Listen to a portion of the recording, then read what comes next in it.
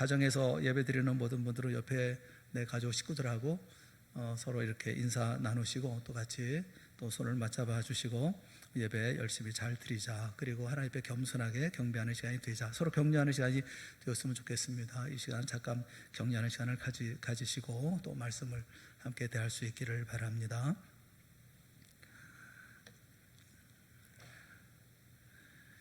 보이지를 않으니까 하시는지 안 하시는지 알 수는 없지만 그러나 다 이렇게 서로 격려하셨을 줄로 압니다. 여러분, 아무리 힘들고 어렵고 답답하고 괴로워도 그래도 꿈이 있으면 꿈을 먹고 또 그리고 꿈을 위해서 뛰고 또 꿈을 이루기 위해서 힘을 다하는 그런 삶을 살면 건강한 삶을 살게 되어지는 거죠. 우리가 건강한 삶을 살기 위해서 정말 없어서는 안 될 중요한 요소가 있다면 그것은 꿈을 갖는 것입니다. 꿈은 그 사람이 어떤 사람인가 하는 것을 결정하는 중요한 역할을 합니다. 큰 꿈을 갖는 사람은 큰 삶을 살게 됩니다. 작은 꿈을 갖는 사람은 물론 작은 삶을 살게 되겠죠. 또 꿈이 고상하면 그 사람도 고상하지만 그 꿈이 천박하면 이 사람도 천박한 삶을 살 수밖에 없게 되지 않겠습니까? 선한 꿈을 꾸며 사는 사람은 그 삶이 선하고 악한 꿈을 가지면 그 삶도 악해질 수밖에 없습니다. 꿈은 정말 중요합니다. 우리가 꿈을 가지고 살 때에 어떤 고난도 이길 수가 있고 어떤 역경도 우리가 무릎을 꿇지 않고 일어날 수가 있기 때문에 그렇습니다. 꿈하면 제일 먼저 떠오르는 인물이 요셉이죠. 오늘 우리가 본문에 읽었던 이 요셉에 관한 말씀인데, 여러분 예배 다 마치고 난 후에 가정에서 요셉에 대한 그 일대기를 성경을 자세히 한번 읽어보세요. 그 요셉을 통해서 많은 교훈을 우리가 얻을 수가 있을 거예요. 요셉은 17살 때 하나님이 주시는 꿈을 꾸었습니다. 밭에서 곡식단 11단이 일어나서 자신에게 절하는 꿈이었죠. 또 며칠 후에는 또 꿈을 꾸었는데 11별이 자신을 둘러서서 절하고 또 해와 달도 자신에게 절을 하는 꿈을 꿉니다. 물론 이 일 때문에 형들에게 미움을 받습니다. 그리고 애굽의 노예로 팔려가게 되어집니다. 그렇지만 요셉은 평생 이 꿈을 잊지 않습니다. 하나님께서 주신 이 꿈을 기억하고 그 꿈이 이루어지기를 기다리면서 아무리 힘들고 어려운 그런 삶이 펼쳐진다 하더라도 최선을 다해서 삶을 살아갑니다.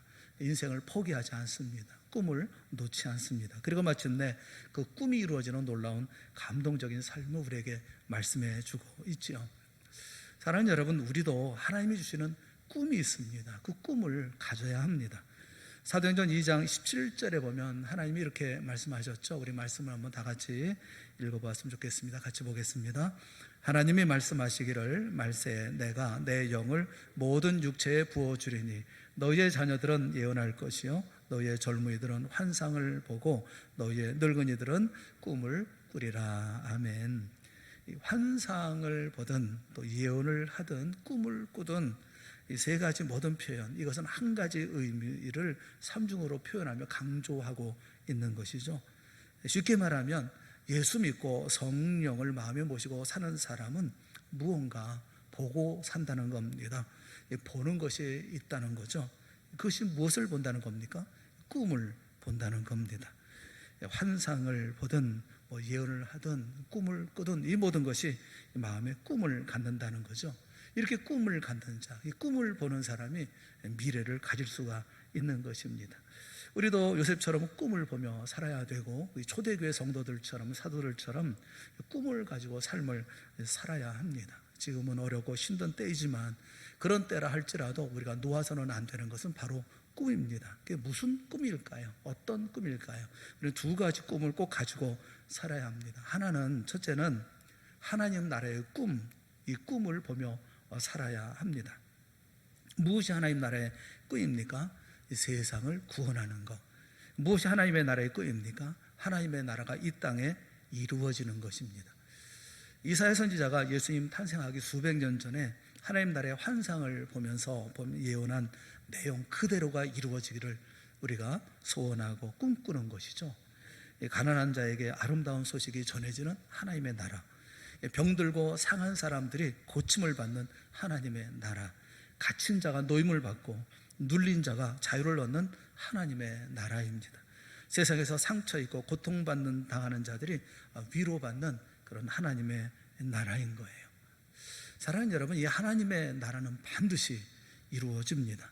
하나님이신 예수님을 십자가에 매달아도 사도들과 교회를 박해하고 재산을 다 빼앗고 그리고 일터를 다 앗아가고 심지어 죽음의 자리에 내몬다 할지라도 하나님의 나라는 쉬지 않고 성장합니다. 완성되어져 왔습니다.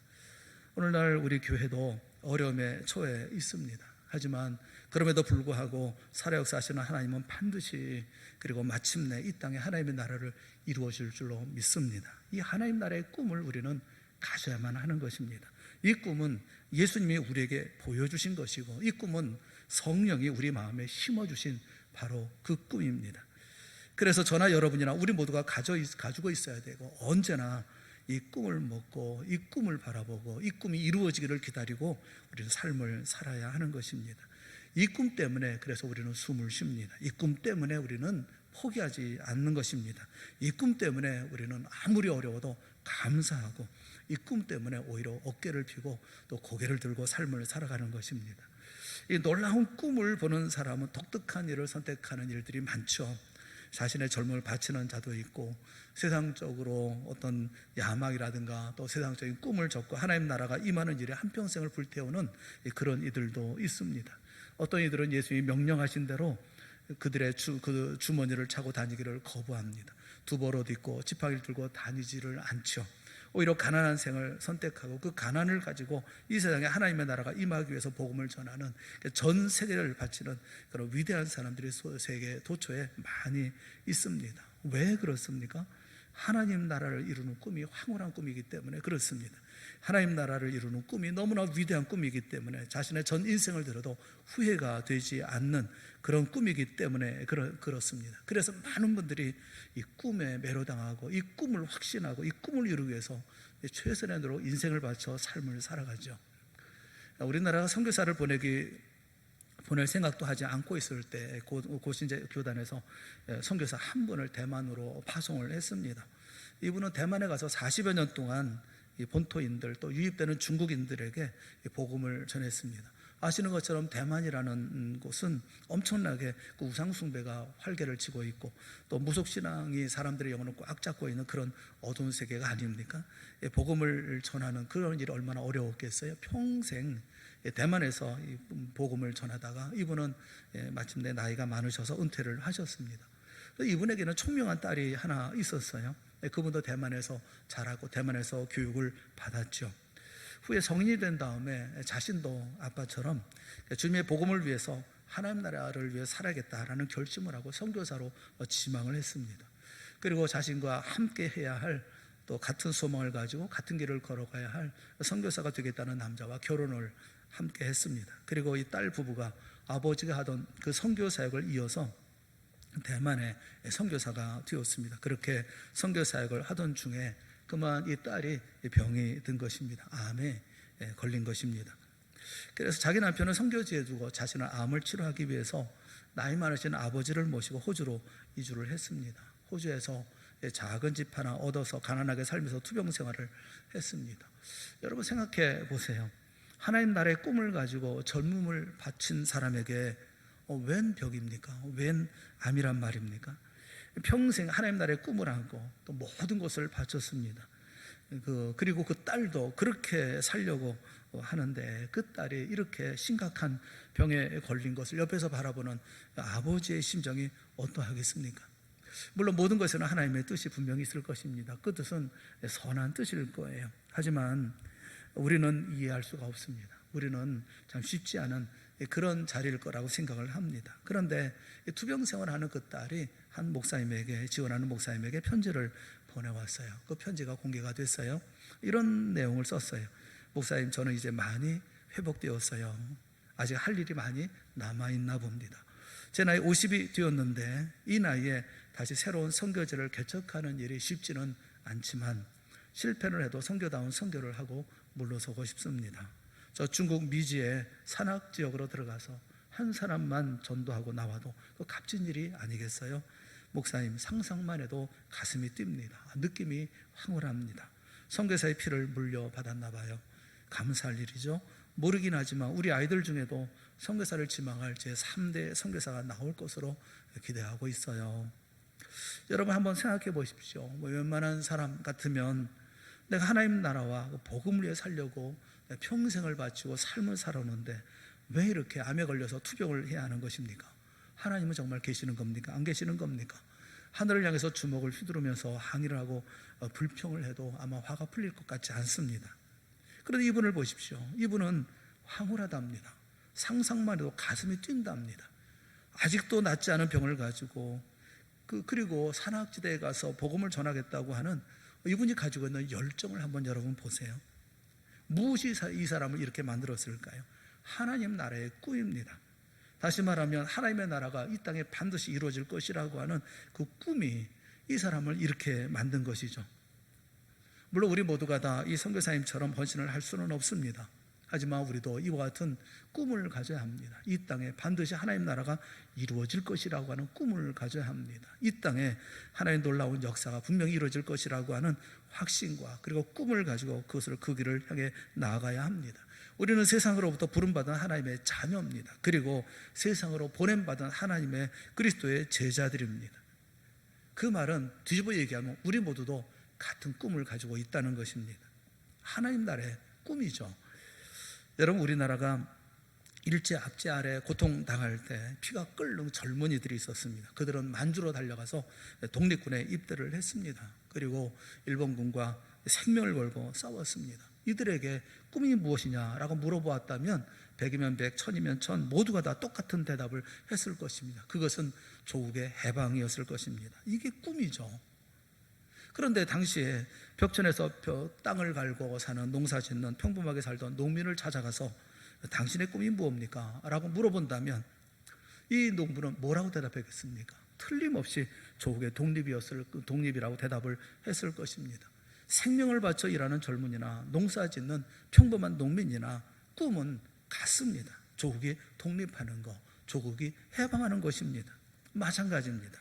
선교사로 나가서 말씀을 전하기 위해서 최전방에 나가 있는 그들은 독립군이라고 한다면 우리는 이 땅에 밭을 갈고 있는 농민이라고 얘기할 수 있지 않겠습니까? 우리 모두가 같은 꿈을 가지고 있습니다. 무슨 꿈입니까? 하나님 나라의 꿈입니다. 하나님의 나라가 반드시 이 땅에 이루어질 것이라는 확신을 가지고 그 꿈을 향해서 나아가는 것, 그것이 우리가 해야 할 일이 아니겠습니까?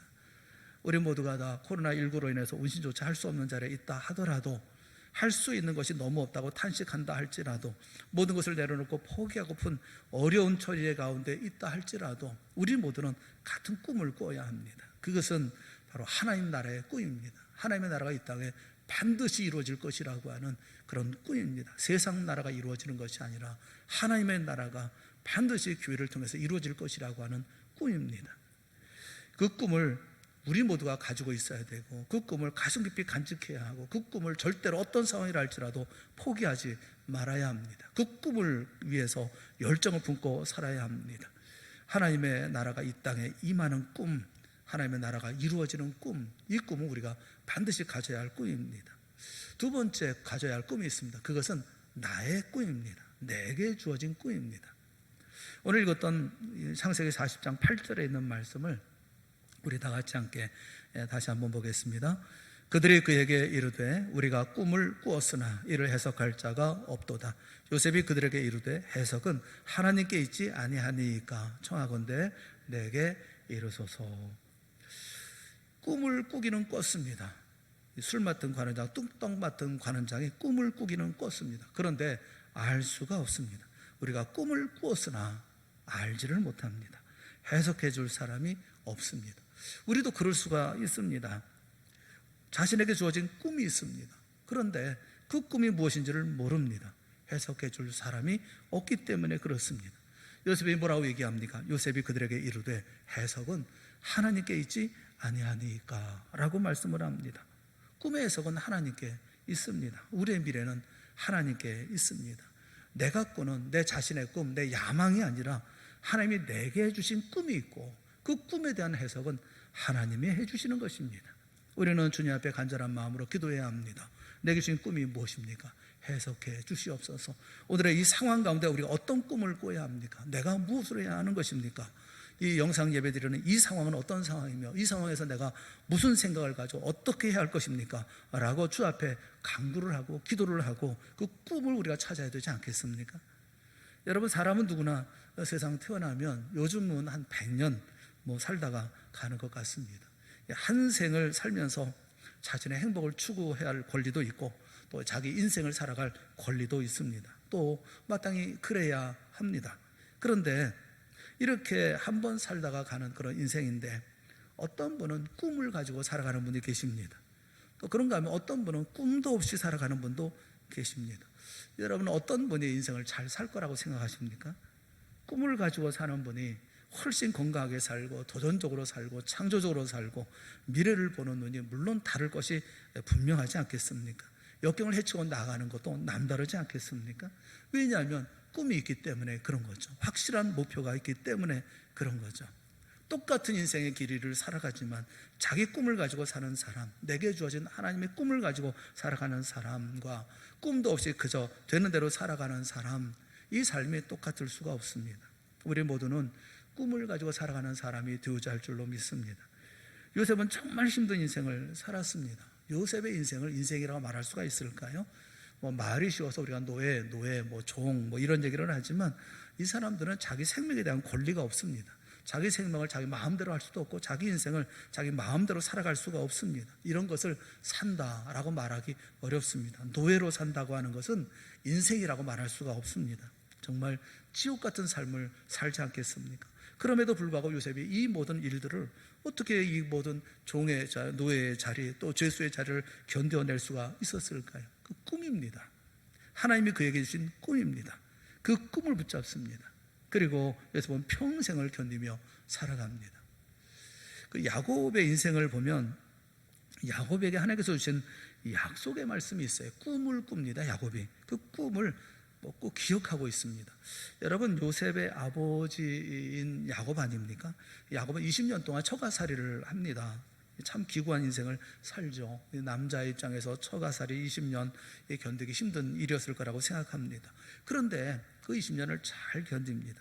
이 야곱에게는 꿈이 있었기 때문에 그렇습니다. 여기서 벗어날 날이 분명히 있을 것이고 자기 고향으로 돌아갈 날이 분명히 있을 것이라고 그는 생각을 합니다. 에서를 피해서 도망할 때 베델에서 한 꿈을 꿉니다. 돌을 베게 하고 잠을 자다가 꿈을 꿉니다. 사닥다리가 땅 위에 서 있는데 그 꼭대기가 하늘에 닿았고 또 하나님의 사자가 그 위에서 오르락 내리락 하는 그런 모습을 봅니다. 그때 하나님이 말씀하시죠. 그것이 창세기 28장 13절부터 15절에 있는 말씀이에요. 이 창세기 23장 28장 13절부터 15절에 있는 이 말씀이 야곱은 평생 잊지 않고 살았던 이 꿈의 내용입니다. 우리 한번 같이 읽어보겠습니다. 나는 여호와니 너희 조부 아브라함의 하나님이요 이삭의 하나님이라. 내가 누워있는 땅을 내가 너와 네 자손에게 주리니 네 자손이 땅의 티끌과 같이 되어 내가 서쪽과 동쪽과 북쪽과 남쪽으로 퍼져 나갈지며 땅의 모든 족속이 너와 네 자손으로 말미암아 복을 받으리라. 내가 너와 함께 있어 내가 어디로 가든지 너를 지키며 너를 이끌어 이 땅으로 돌아오게 할지라. 내가 네게 허락한 것을 다 이루기까지 너를 떠나지 아니하리라 하신지라. 이 꿈을 누가 기억하고 있다는 겁니까? 야곱이 기억하고 있습니다.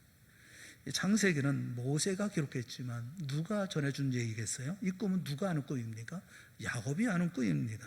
이 꿈을 그럼 누가 전했겠습니까? 야곱이 전했다는 것입니다. 자신에게 주신 하나님의 약속의 말씀, 이 약속을, 이 꿈을 평생 잊지 않고 기억하고 또 기억하고 있었다는 것입니다. 그러니까 힘들고 어려울 때마다, 지쳐 쓰러질 때마다, 쓰러지려 할 때마다, 좌절하고 포기하고 싶을 때마다 꿈속에 자신에게 주셨던 하나님의 약속의 말씀을 야곱은 늘 기억했다라는 것입니다. 자신만 기억하는 것이 아니라 그 아내에게 얘기하고 자녀에게 얘기하고 주변에 있는 모든 사람들에게 얘기하고 전할 수 있는 모든 사람들에게 전하고 또 끊임없이 자신에게 상기시켰다는 것입니다. 꿈은 그렇습니다. 요셉도 그렇지 않겠습니까? 자신에게 주신 꿈, 그 꿈을 잊지 않습니다. 기억하고 또 생각하는 것입니다. 사랑하는 여러분, 지금은 교회가 어렵습니다. 그리고 어려운 가운데서 우리가 영상으로 예배드릴 수밖에 없는 그런 상황 가운데 있습니다. 이렇게 가다 보면 뭐 교회가 망하지 않을까? 뭐 이렇게 생각할 수도 있을지 모르겠어요.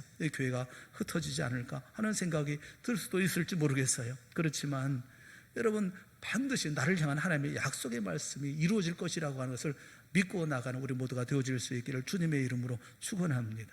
교회가 어렵다고 하지만 교회가 지금만 어려웠습니까? 지금만 이렇게 프레스를 받는 것처럼 어려움을 당하고 있습니까? 예전에도 교회는 어려움이 있었습니다. 그러나 어려움이 있을 때마다, 박해가 있을 때마다, 또 심각한 어려움이 있을 때마다 교회는 강해졌습니다. 든든해지고 성장했습니다.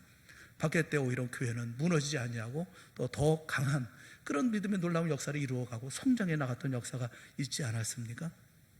여러분, 내게 주어진 꿈, 이 꿈에 대한 확신을 가지고 내가 그 자리에서 그 역사를 이루어 나가는 우리 모두가 되어줘야 된다는 거예요. 하나님께서 내게 주신 꿈이 무엇입니까? 똑같이 우리 부부에게 주신 꿈은 또 무엇입니까? 우리 가족에게 주신 꿈은 어떤 것입니까? 그리고 우리 동산교회에 주신 꿈은 무엇입니까? 어떤 분은 예수 믿는 사람이 자기 꿈을 가지고 인생 사는 거, 그것은 죄악이다, 이렇게 말씀하는 분도 있어요. 예수 믿는 사람은 주님을 위해서 자기 꿈을 접어야 되고 자기 꿈을 포기해야지, 예수 믿는다고 하면서 자기 꿈을 가슴에 담고 사는 거, 그건 있을 수 없다, 이렇게 극단적인 이야기를 하는 분도 계십니다만 저는 성경적이 아니라고 생각을 합니다. 우리는 인간으로서 이 땅의 삶을 살아갑니다.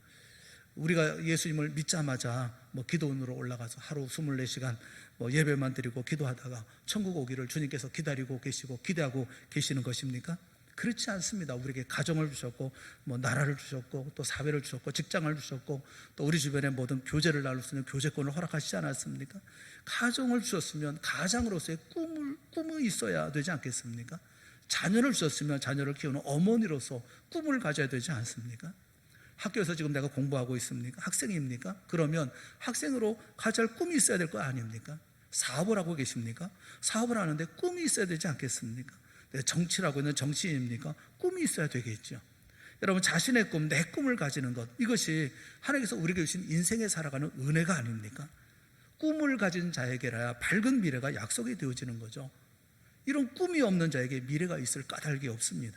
주님이 내게 주신 내 꿈이 무엇입니까? 그 꿈을 위해서 오늘 내가 하고 있는 일은 어떤 일입니까? 여러분, 내 꿈을 찾으시기 바랍니다. 내 꿈을 찾기 위해서 기도하십시오. 말씀을 묵상하십시오. 하나님과의 교제를 나누십시오. 반드시 찾아야 합니다. 이 시대에, 이 상황에 내가 무엇을 해야 할 것인지 내가 반드시 알아야 되는 겁니다. 다시 말하면 이 모든 상황들 속에 주님께 해석을 구하고, 주여, 내게 주어진 일은 무엇입니까? 내가 어떤 일을 감당해야 할 것입니까? 내가 꾸어야 할 꿈은 무엇입니까? 하는 것을 간구하고 기도해서 그 하나님께서 내게 주신 꿈을 알고 삶을 살아가야 되지 않습니까? 우리는 두 가지 꿈을 반드시 가져야 합니다. 하나님 나라가 이루어지는 꿈을 가지고 삶을 살아야 합니다. 또 한 가지는 우리 모두가 내게 주신 꿈을 기억하고 살아가야 합니다. 지금같이 어려운 시절에 영상으로 예배드릴 수밖에 없는 이와 같은 상황이라고 한다면, 이럴 때 우리는 꿈을 포기하면 안 되는 겁니다. 하나님 나라의 꿈을 가지십시오. 내게 주어진 그 꿈을 여러분 간직하고 기억하고 생각하고 확신하고 일어서십시오. 이 꿈을 이루기 위해서 세 번째 우리가 생각해야 할 일이 있어요. 해야 할 일이 있기 때문에 그렇습니다. 두 가지 우리가 꼭 해야 할 일이 있습니다. 첫째가 뭐냐면 자신을 소중히 여길 줄 알아야 한다는 겁니다. 나를 소중히 여길 줄 알아야 한다는 거예요. 자기를 천대하는 사람은 꿈을 가질 수가 없어요. 자기를 소중히 여기고 자기를 존중할 줄 알고 자기의 가치를 인정할 줄 아는 그런 마음이 있어야 합니다. 그래야 꿈을 이룰 수가 있어요. 나 같은 것 이렇게 살다가 가는 거지, 이런 생각하면 절대로 꿈을 볼 수도 없고 미래를 가질 수도 없습니다. 여자로 태어났기 때문에, 내 집은 가난하기 때문에, 나는 배운 것이 없기 때문에, 나는 뛰어난 능력도 없어서, 머리도 나쁘기 때문에, 나는 건강하지 못하고 병들었기 때문에, 이런 식으로 자꾸 자기 자신을 평가절하하면 안 되는 겁니다. 여러분 상황이 어떤 상황이고, 여러분의 처지가 어떤 처지고, 여러분이 가지고 있는 것이 어떤 것이든 여러분은 모두가 다 하나님이 사랑하는 하나님의 자녀입니다. 하나님의 아들이고 하나님의 딸입니다. 여러분은 주님이 생명을 버려 구원받은 하나님의 백성들입니다. 여러분 한 분 한 분 모두가 주님 앞에 소중한 분이고 존귀한 분들입니다. 하나님이 보여주신 하나님의 나라의 꿈을, 그렇기 때문에 우리는 이룰 수가 있는 것입니다. 주님이 내게 주신 꿈을 우리는 이룰 수가 있는 것입니다. 내 꿈, 또 내 가정의 꿈, 내 자녀의 꿈, 내 사업의 꿈, 내 교회의 꿈, 우리가 이루며 나아갈 수 있습니다. 이것을 꼭 믿는 우리 모두가 될 수 있기를 주님의 이름으로 축원합니다. 자기를 소중히 여길 줄 알아야 된다고 하는 것은 내가 할 수 있는 모든 힘을 다 감당해서 이 모든 꿈을 이루기 위해서 노력해야 된다는 것을 동시에 말씀해 주고 있는 겁니다. 1989년 7월 18일에 29세 29살의 청년인 마크 웰만이라고 하는 청년이 미국 캘리포니아 주에 있는 요세미티 공원의 엘 카피탕이라는 봉우리의 정상에 올랐습니다. 이것을 미국 전역에서 다 소식을 보고 듣고 그러면서 환호성이 울려 퍼졌습니다. 사람들은 서로 얼싸안고 자신들의 일인 양 감동의 눈물을 흘렸습니다. 이 엘 카피타 봉은 1000m에 이르는 험한 이런 암벽으로 되어 있는 그런 산입니다. 그런데 이 암벽을 이 사람 혼자 오른 것이 아니라 많은 사람들이 이미 오르내렸던 그런 암벽이기도 합니다. 그런데 이 웰만이 이 암벽 등반에 성공한 것을 모든 사람들이 다 감동했던 것은 이 사람의 등반은 특별했기 때문에 그렇습니다. 왜냐하면 이분은 하반신을 못 쓰는 장애인이었기 때문에 그렇습니다. 1982년 암벽 등반 중에 추락 사고가 생겨서 아래 하반신은 마비가 된 그런 상태가 되었습니다. 그러니까 의사들은 이분에게 두 번 다시 암벽에 오를 수 없을 것이다 이렇게 이미 선고를 내렸죠. 이분에게는 청천벽력 같은 그런 소식이었습니다. 하지만 웰만은 좌절 대신에 재활 훈련을 시작했습니다. 망가진 하반신 대신에 이를 악물고 상반신의 근력을 키워 나아갔습니다. 뼈를 깎는 고통을 견디면서 단 하루도 훈련을 거르지 않았습니다. 그의 목표는 엘 카피타봉 이 산에 오르는 것이, 암벽을 오르는 것이 그의 목표였죠. 그리고 그는 마침내 도전했던 것입니다. 그가 함께 동반에 나섰던 친구가 암벽에 걸어준 로프를 이제 붙잡고 그런 두 팔의 힘으로 이 1000m의 암벽을 오르기 시작했던 것입니다. 그런데 그에게는 정한 목표가 있었습니다. 정한 목표는 한 번에 15cm씩 자신의 몸을 끌어올리는 것이었습니다. 그 로프에 매달린 지 이렇게 9일째 되는 날 마침내 그는 정상에 올라갈 수가 있었던 것입니다. 여러분, 그가 만약에 처음부터 1000m를 목표로 했다고 한다면 아마 중도의 등반을 포기해버리고 말았을지 모릅니다.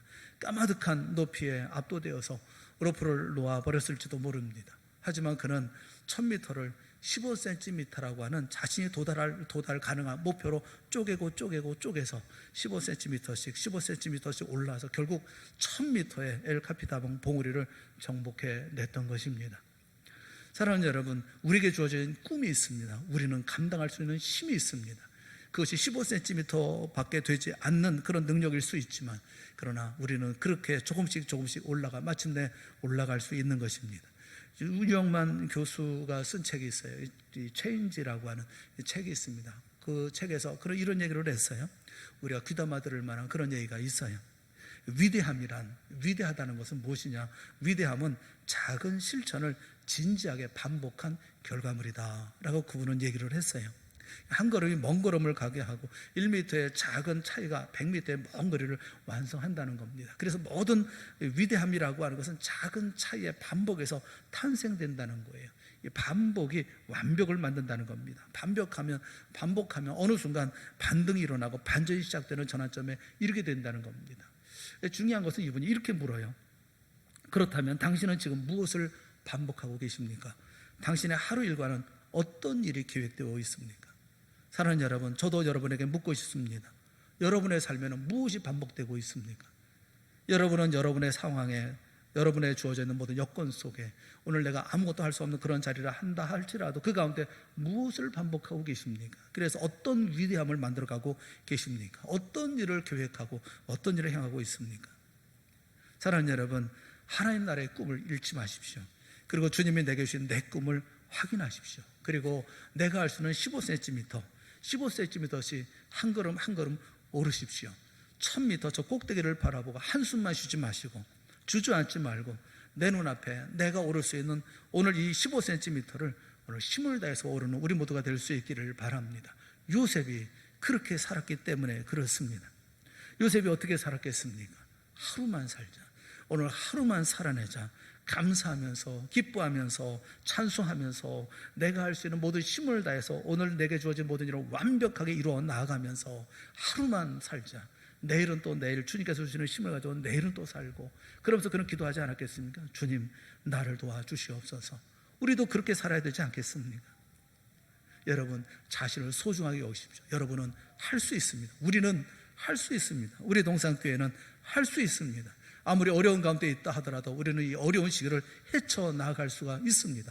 비록 15cm지만, 비록 영상으로 모여서 예배드리지만, 우리는 예배를 통해 하나님의 성호를 노래하고 찬송하고 함께 기도하고 하나님의 말씀의 은혜를 누리며, 그리고 하나님 앞에서 힘을 다해서 우리는 우리의 꿈을 이루어 나갈 수가 있는 것입니다. 하나님의 나라의 꿈을 이루고, 그리고 내게 주어진 내 꿈을 이루어 나가는 우리 모든 동산의 성도들이 되어질 수 있기를 주님의 이름으로 축원합니다. 또 한 가지 해야 할 것이 있습니다. 그것은 꿈을 이루기 위해서는 값을 치러야 된다는 겁니다. 값을 치르는 것을 두려워하지 말라는 것입니다. 꿈은 값을 가지고 있습니다. 어떤 꿈이든지 값을 치러야 합니다. 큰 꿈이면 그 값이 비쌀 것입니다. 작은 꿈이면 아마도 그 값이 조금은 싸지 않겠습니까? 그러나 그 꿈이 특별히 고상해서 많은 사람이 꿀 수 없는 특별한 꿈이라고 한다면 그 값은 대단히 높을 것입니다. 어떤 꿈도 값이 없는 꿈은 없습니다. 꿈은 큰데 싼 값으로 그 꿈을 이루려고 한다면 그는 그 꿈을 가질 자격이 없는 사람입니다. 여러분, 자신의 꿈이 얼마나 비싼가 아는 사람은 어떤 값을 치르든 그 값을 치르는 것을 두려워하지 않습니다. 그 값을 치르기 위해서 어떤 희생을 강요당한다 하더라도 물러서지 않는 것입니다. 여러분, 동산의 모든 성도 여러분, 여러분이 가지고 있는 꿈이 무엇입니까? 우리 교회의 꿈이 무엇입니까? 우리는 어떤 희생을 당한다 하더라도 우리는 물러서지 않습니다. 왜냐하면 반드시 값을 치러내 마침내 그 꿈이 이루어질 것을 믿기 때문에 그런 것입니다. 장정혁 선수라는 분이 계십니다. 이분은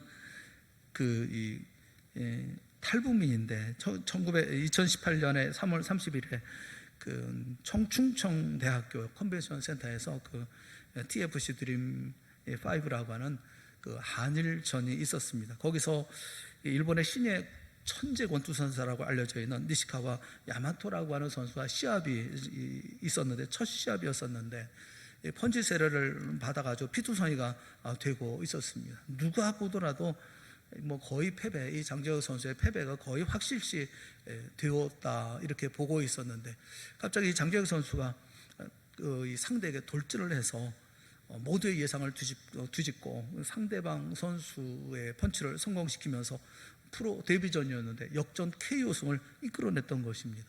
다 놀라워했죠. 기자들이 장재혁 선수에게 물었습니다. 도저히 일어설 수 없는 좌절의 상황에서 어떻게 이렇게 초인적인 그런 힘을 낼 수가 있었느냐 그랬더니 이 선수가 그런 얘기를 했습니다. 나는 한 번 목숨을 걸어봤기 때문에, 한 번 내가 죽음을 건너왔기 때문에 이를 악물고 참을 수가 있었습니다. 그렇게 얘기를 했다고 그래요. 말씀드린 것처럼 이 장재혁 선수는 세터민입니다. 탈북민입니다. 12살 때, 고작 12살 때 북한에서 굶주림과 죽음을 피해서 엄마와 함께 차가운 두만강을 헤엄쳐 도망쳐 나왔습니다. 죽음을 무릅쓰고 도착한 낯선 중국에서 다른 또래 아이들보다 몸도 작고 키도 작아서 괴로움을 아주 심하게 당했다고 그래요. 하지만 그럴수록 더 강해져야 되겠다 이렇게 생각을 했다고 합니다. 엄마와 자신을 지키기 위해서 헌옷과 물이 든 페트병을 큰 포대에 넣어 만든 샌드백을 매일 두드리면서 자신을 강하게 훈련을 했다고 합니다. 중국에서 국적도 없고 신분증도 없는 싸움 잘하는 남자, 그러면 폭력과 범죄 조직에서 얼마나 그에게 많은 유혹이 있었겠습니까? 그런데 그는 한 번도 엇나가지 않았답니다. 새벽같이 그런 권수자가 되고 있다는 그 희망을 잃지 아니하고 언제나 이렇게 훈련을 했다고 그래요. 2012년에 우리나라로 넘어왔습니다. 한국에 넘어와서 그래서 이곳에 있으면서도 아르바이트 하면서 수산시장에서 새벽같이 일하면서 그러면서 그런 몸을 단련했다고 그래요. 한 번도 바른 길에서 벗어나지 않았고 또 노력을 더해서 그래서 이제 이종 격투기 선수가 되어졌죠. 이 선수로서의 삶을 살아가면서 그는 항상 이렇게 두만강을 건넜던, 그리고 그 어려움을 건넜던, 그 한국에 넘어왔던 이 일들을 생각을 한다는 겁니다. 한 번 내가 죽었기 때문에, 죽은 사람이기 때문에 다시 한번 일어나는 거 어렵지 않다, 그렇게 얘기를 하더라는 거죠. 사랑하는 여러분, 저는 그 이야기를 들으면서 그런 생각을 했어요. 이 사람만 죽어봤나? 여러분, 우리도 죽어보지 않았습니까? 우리도 죽고 그리고 다시 살지 않았습니까? 우리의 허물과 죄로 우리는 죽었죠. 우리는 죽은 사람들이었습니다. 그런데 우리 주님이 우리를 다시 살려주셨습니다. 그렇다면 다시 살리신 그 주님이 내게 주신 꿈을 이루는데 필요한 것이라고 한다면 어떤 것인지 치르지 못할 것이 무엇이 있겠습니까? 사랑하는 여러분, 우리는 새 생명을 가진 새 역사를 이루는 새 삶을 살아가야 하는 하나님의 자녀라는 사실을 절대로 잊지 마십시오. 그리고 그 가운데 다시 우리가 꿈을 이루기 위해서 용기를 내고 힘을 내고 언제나 넘어지지 않는 그런 삶을 살아야 될 줄로 압니다. 포기하지 말고 일어서야 되는 것입니다. 아무리 어렵고 아무리 시대가 어렵고 아무리 괴로운 일을 많이 당한다 하더라도 우리 일어나야 합니다. 사랑하는 성도 여러분, 구원받았습니까? 구원받으신 줄 믿습니다. 성령을 모시고 사십니까?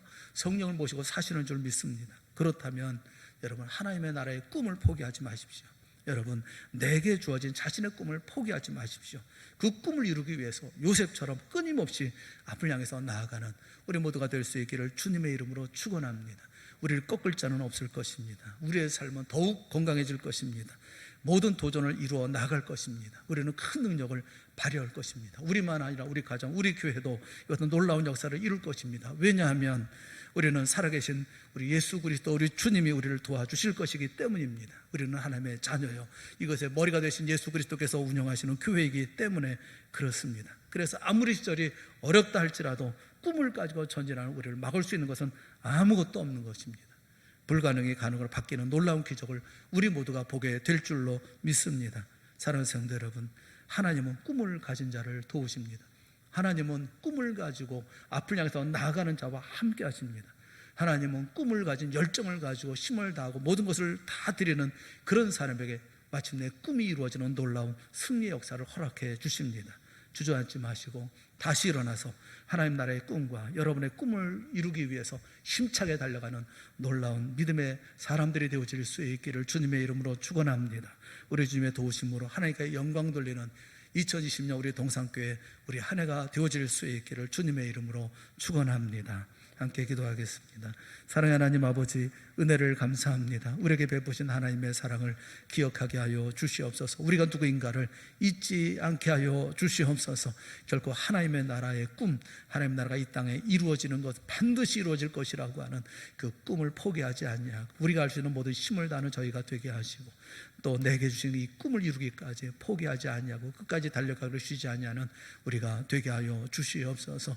단지 15cm씩의 전진이라 할지라도 그러나 힘을 다해 감당해 나아갈 때 마침내 요셉에게 주어진 놀라운 영광의 역사를 우리에게도 허락하여 주실 줄을 믿습니다. 이 시간 머리 숙인 사랑하는 성도들을 기억하여 주시옵시고 그 가정을 기억하시고 그 산업을 기억하시고 우리 동산교회를 기억하여 주셔서 그리고 힘든 때에 승리하고 이기며 나아가는 더욱 단단해지고 더욱 강력해지고 더욱 하나님의 나라를 만들어가고 하나님의 교회를 만들어가는 우리 모두가 되어질 수 있도록 이 시간 큰 능력의 손으로 우리와 함께하여 주시옵소서.